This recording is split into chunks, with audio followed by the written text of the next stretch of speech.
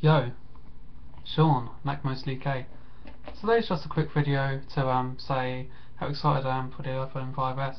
I've got the 4S at the moment, it's not bad, but the 5S is meant to be 7 times more powerful. Well, several times more powerful, not 7 times, because it could be 4 times more, 6 times more. I think it was roughly about 4 times, a 4 times better CPU inside than 5. And it's the first ever 64-bit CPU in a phone or mobile device ever, which means basically it's like a computer. All phones are like computers nowadays in a way, to a minor extent.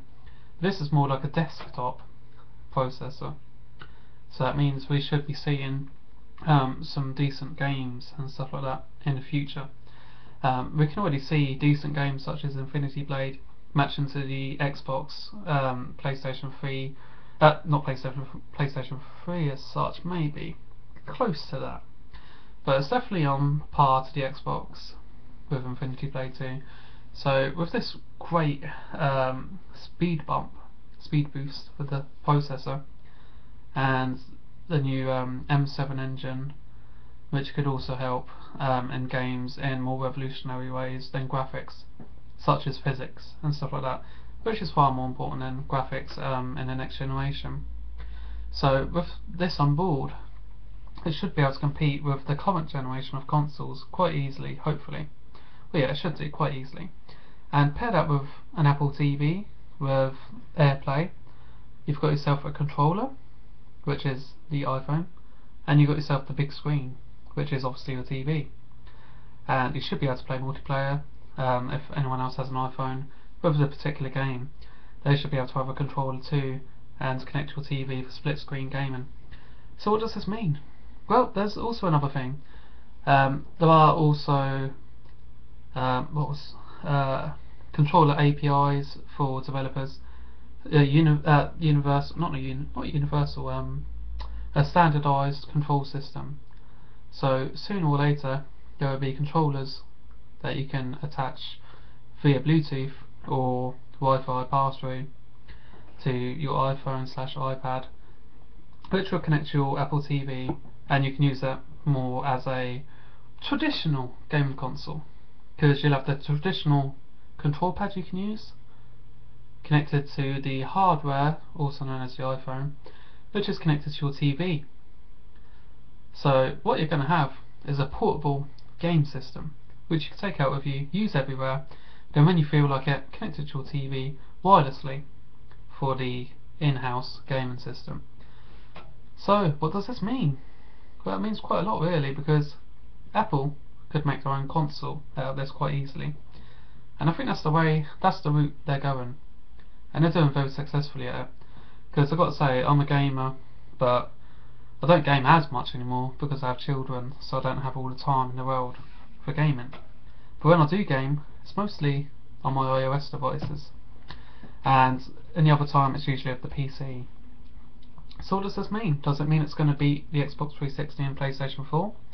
No, not at all. Because there's different types of gaming, different types of games. There's hardcore gamers who have to play COD all the time. Every single year a new one comes out, they've got to get the new one, even though there's like no changes.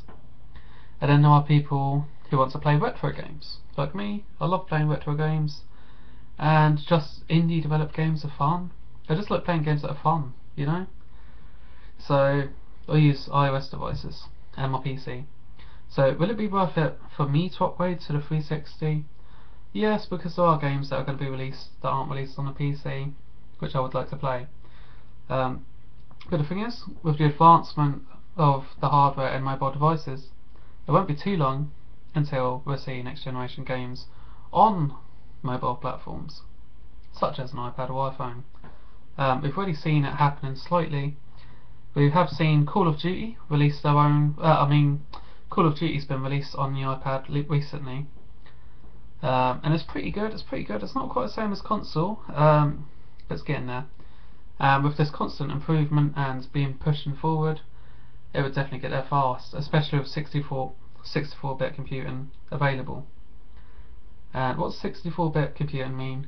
It means quite a lot. It means, well, at the very least, it can handle faster amounts of RAM, higher dosages, etc., which means the memories get into the graphics and processor much faster, and they communicate much faster, which means you basically see prettier graphics faster, also known as better graphics and stuff like that. You get the picture.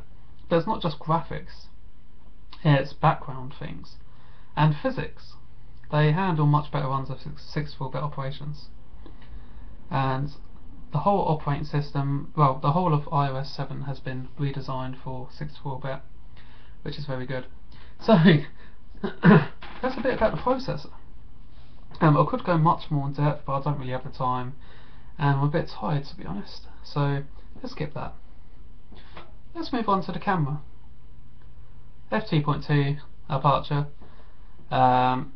What was it? 28 megapixel panoramas it can create. Much better, bigger pixels. 1.5 microns. Dual flash. One white. The first part's white, also known as what do we normally call it? Clean. Well, I don't call it clean. That's what I'll call it. And then there's, oh yeah, cool. Is what a lot of people say. And the other flash is warm. So with the combination of the two at the same time, you should get perfect white in the images. And it has image auto stabilization and stuff like that. And the thing is, with the 5, a lot of people said it was the best camera on a mobile device, bar none. But this 5S is just blowing everything out of the water by a long shot. And I've already heard of people with the GS4 saying they're getting rid of it instantly just because of camera improvements from the 5S. So my choice is I'm going to be upgrading to the 5S from my 4S. I'll skip the 5, and I'm so glad I did, because such a major improvement. Anyway, another thing is it will have a fingerprint scanner, so you don't need to use pins all the time and passwords. Just put your finger on whenever you're downloading something, you want to log into your phone, etc. So it's all sounding good. There's also the announcement of the 5C, also known as 5 color, also known as 5 China, because Apple's big priority was to get an iPhone into China and at a reasonable rate. So the 5C is the cheaper version, which is $200 less than the 5S. The only downfall is it's got the 5's hardware with a slightly bigger battery life and plastic shell, which isn't so great. But there are many colours, so it'll probably be good for children and people who haven't got the money to put into the 5S.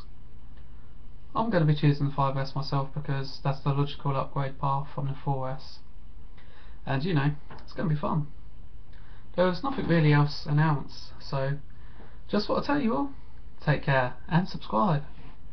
Sean McMosley, out of here.